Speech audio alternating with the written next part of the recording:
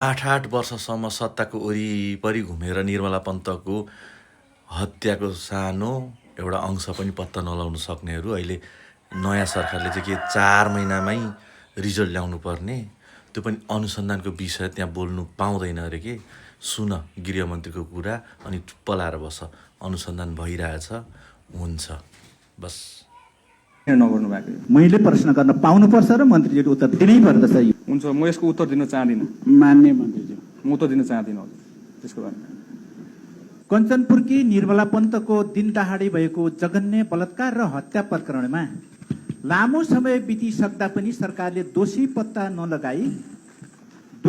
लगाई न्याय दिन नसक्नुको कारण के हो?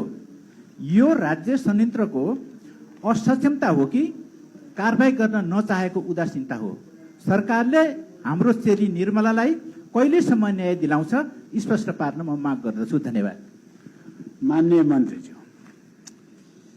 सम्माननीय अध्यक्षज्यू, गृह मन्त्रालयसँग सम्बन्ध विषयमा माननीय सदस्यज्यूहरूबाट उठाइएका प्रश्नहरूको जवाफ दिन उपस्थित भएको छु। सरकार शान्ति सुरक्षा कायम गर्नका लागि निरन्तर लागिरहेको छ।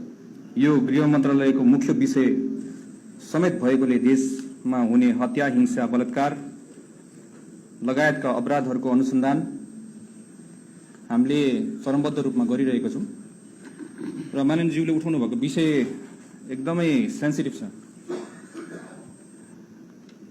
यो प्रश्न म हजुरलाई पनि गर्न चाहन्छु, हजुरहरू सत्तामा हुँदाखेरि किन नगर्नु भएको?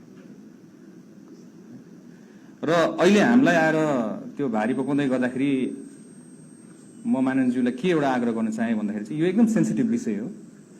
यो सेन्सिटिभ विषयलाई हामीले जहिले पनि त्यो एउटा आमाको घाउलाई कोटाको गर्ने हो कि सदनको मार्फतबाट उहाँलाई पीडा दिइराख्ने हो कि यसमा चरणबद्ध रूपमा चाहिँ सूक्ष्म तरिकाले अनुसन्धान गरेर यसको रिजल्ट दिने हो।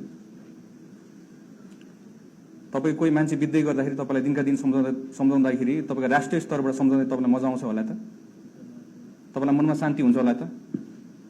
यो पनि म हजुरलाई प्रश्न गर्न चाहन्छु।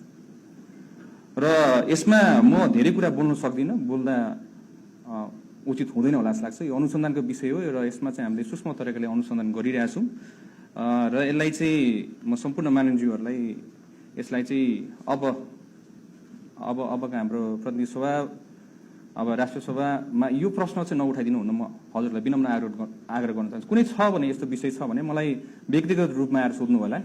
माननीय